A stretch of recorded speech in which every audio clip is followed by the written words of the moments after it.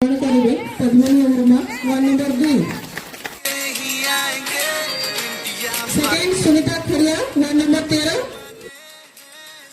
Third वाला Gangarani Sahu ward number 2। Gangarani Sahu गजब। आशा दीदी मेरा समस्त मिसिक गंगारानी साहू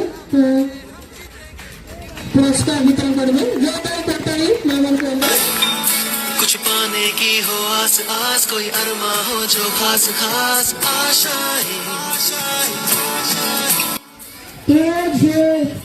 समस्त क्षमा भर पार्थक्य करवा उचित नुहे। बहुत सुंदर वार्ता देते हम मान को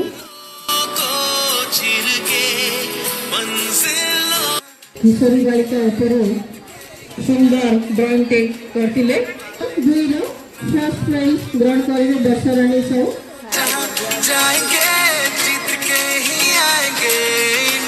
सेकंड है गंगा रानी साहू।